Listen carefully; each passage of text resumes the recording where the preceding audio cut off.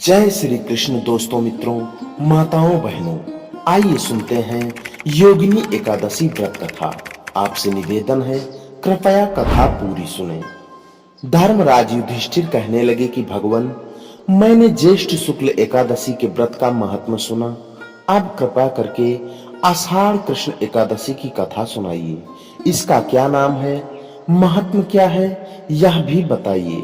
श्री कृष्ण कहने लगे कि हे राजन, आषाढ़ कृष्ण एकादशी का नाम योगिनी है। इसके व्रत से समस्त पाप नष्ट हो जाते हैं। यह इस लोक में भोग और परलोक में मुक्ति देने वाली है।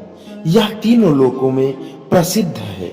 मैं तुमसे पुराणों में वर्णन की हुई कथा कहता हूँ, ध्यान पूर्वक सुनो। स्वर्ग धाम की अलकापुरी नामक नगरी में कुबेर नाम का एक राजा था। वह शिव भक्त था और प्रतिदिन शिव जी की पूजा किया करता था। हेम नाम का एक माली पूजन के लिए उसके यहाँ फूल लाया करता था। हेम की विशालाक्षी नाम की सुंदर स्त्री थी। एक दिन वह मानसरोवर से पुष्प तो ले आया, लेकिन कामासक्त होने के कारण वह अपनी स्त्री से हास्य विनोद तथा रमण करने लगा। इधर राजा उसकी दोपहर तक राह देखता रहा।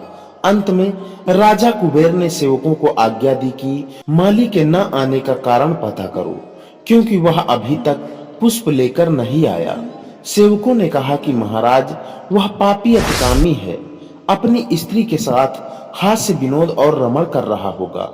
यह सुनकर कुबेर ने क्रोधित होकर उसे बुलाया। हेम माली राजा के भय से कांपता हुआ उपस्थित हुआ। राजा कुबेर ने क्रोध में आकर कहा, अरे पापी, नीच कामी, तूने मेरे परम पूजनीय ईश्वरों के ईश्वर श्री शिव जी महाराज का अनादर किया है। इसलिए मैं तुझे श्राप देता हूँ कि तू स्त्री का वियोग सहेगा और मृत्युलोक में जाकर कोढ़ी होगा। कुबेर के शाप से हेममाली का स्वर्ग से पतन हो गया और वह उसी क्षण पृथ्वी पर गिर गया। भूतल पर आते ही उसके शरीर में श्वेत कोढ़ हो गया। उसकी स्त्री भी उसी समय अंतर्ध्यान हो गई। मृत्युलोक में आकर माली ने महान दुख भोगे। भयानक जंगल में जाकर बिना अन्न और जल के भटकता रहा। रात्रि को निद्रा भी नहीं आती थी, परंतु शिव जी की पूजा के प्रभाव से उसको पिछले जन्म की स्मृति का ज्ञान अवश्य रहा। घूमते घूमते एक दिन वह मार्कंडेय ऋषि के आश्रम में पहुंच गया, जो ब्रह्म से भी अधिक वृद्ध थे और जिनका आश्रम ब्रह्मा की सभा के समान लगता था। हेममाली वहां जाकर उनके पैरों में पड़ गया। उसे देखकर मार्कंडेय ऋषि बोले, तुमने ऐसा कौन सा पाप किया है जिसके प्रभाव से यह हालत हो गई है। हेममाली ने सारा वृत्तांत कह सुनाया।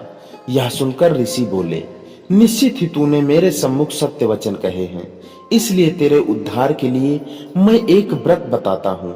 यदि तू आषाढ़ मास के कृष्ण पक्ष की योगिनी नामक एकादशी का विधि पूर्वक व्रत करेगा तो तेरे सब पाप नष्ट हो जाएंगे।